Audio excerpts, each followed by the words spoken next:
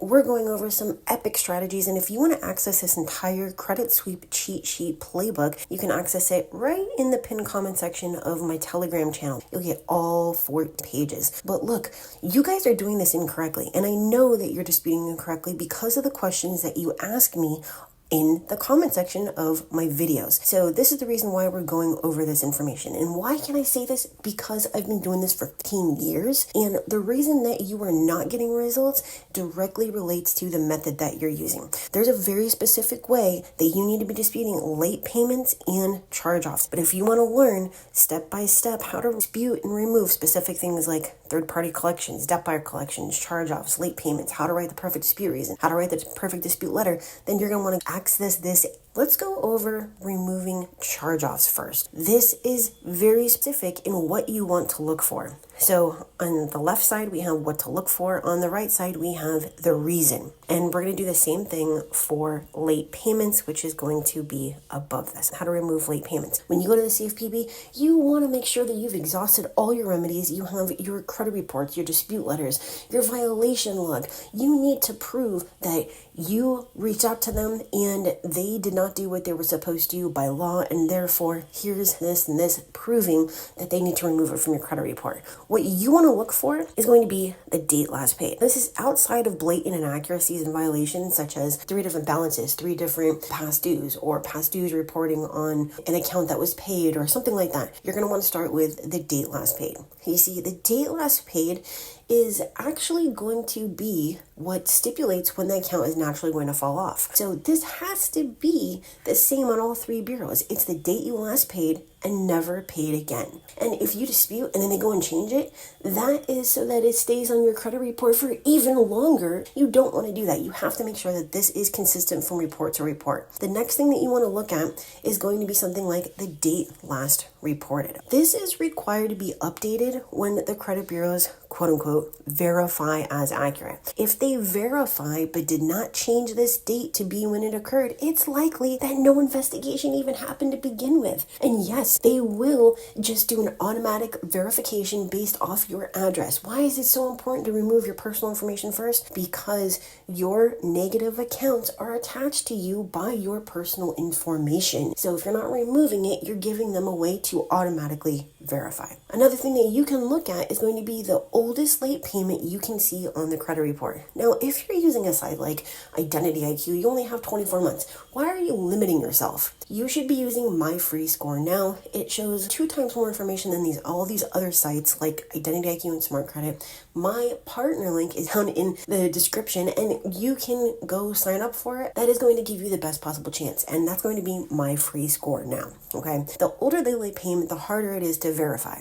The burden of proof is on them to legally verify, and the only way for them to do this is to furnish a copy of the data furnisher's bank statements. This one's pretty straightforward. Inconsistent reporting. You need to check the late payment history and make sure that each bureau is reporting the same information. Each bureau must report the same late payment dates. Now, you might be thinking, Kristen, isn't it always going to report the same late payment dates? No, it's not. That's the same as saying, oh, they always report the same balances, always report the same date last paid. If it were like that, there wouldn't be inaccuracies and violations. Date of first delinquency. Similar to the oldest late payment date, check the account reporting for the first day of delinquency and state you were not late on that date. Again, because it's the first day of delinquency, it's going to be older than your most recent late payment, and it's harder to verify. Late payment history, if it says charge off, it should not be reporting like that. Once an account is closed, there should be 0 payment history, such as charge offs, unless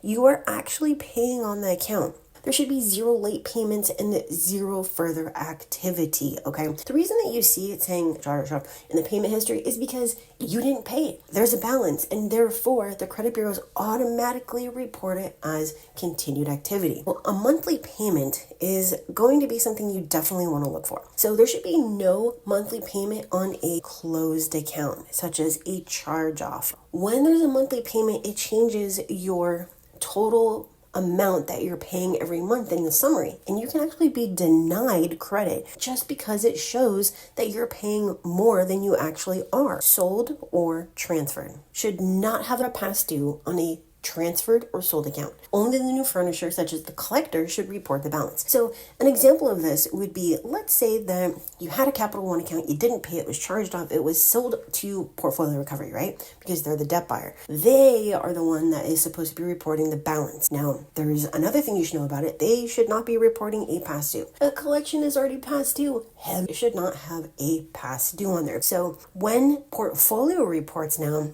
the original account, in this example is going to be Capital One, they no longer report due, a monthly payment, or a balance. An example dispute would be, I paid on time for X date, delete the account for false reporting. Another one would be, account reports 3 different dates last paid, which means this account will be removed on naturally on 3 different months or years. Delete this account. Another one, this account is closed but reports a monthly payment, delete. I disputed this on X date, and the notice of dispute was required to report within 3 days. I pulled my report and the notice was not there. Delete this account for violation of Section 623. It's actually 623A3 of the FCRA. So if you go and you check out my guaranteed deletion debt validation dispute method, yes, it is a mouthful, but it gets results. You're going to learn that 623A3 stipulates exactly as I mentioned here. They are required to notate on the account that it was disputed within 30 days of receiving the dispute. If they don't, hello, it's a violation. And this is something I use consistently.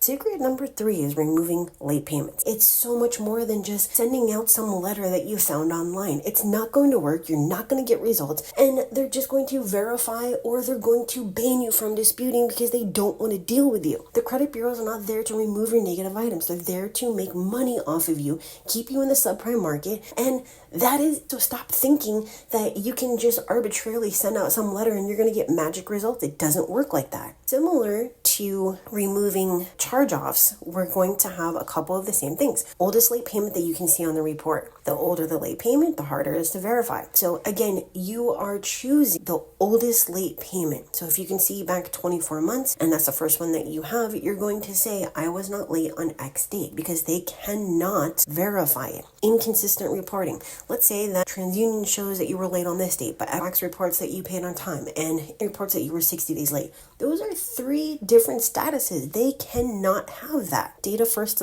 but again, this is how you remove late payments. It all comes down to the very, very simple thing of they cannot verify late payments. So late payments can magically disappear. Now, if you're trying to update the account, you don't want to say delete. You're going to say update. So remove this late payment for inaccuracy because I was not late on X date. I paid on time for date. Please remove the late payment for inaccuracy and update to paid on time, never late. Or remove the account for inaccuracy because I paid on time for date. So that's the difference between updating an account and deleting the account. Or I disputed this on date and the notice of dispute was not there. And because you did not legally verify this late payment, this account needs to be removed. So you can actually put 2 different things in one dispute reason, but they have to be factual and they have to be a smoking gun dispute, okay? Now, to remove the account, instead of just updating, you're going to ask for the late payments to be removed. For deleting, you're asking for the account to be removed due to the late payment accuracies, and you're specifying the facts. A good attorney is never going to go into court without facts to spin the story the way that they want to and get their client off as innocent, okay? If you want to learn how to remove debt buyer collections like Portfolio Recovery, it's on here. Removing third-party collections like medical or the gym, it's on here. We already went over removing charge-offs. There's student loans on here and bankruptcy, and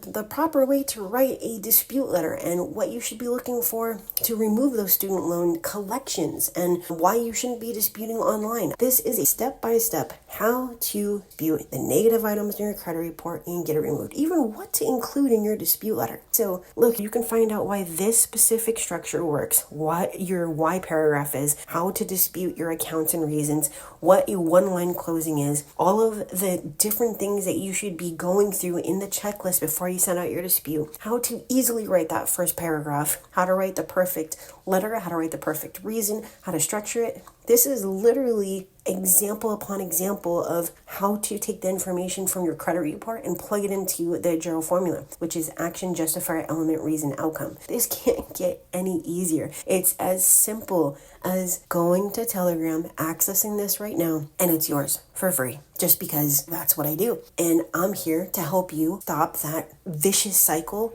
right now. If you're ready to do that, go access this entire thing for free on Telegram. If you're interested in any of this, just reach out to me. Otherwise, if you want to see if I can do a credit sweep for you, go to my740.com right now. Take care of yourself.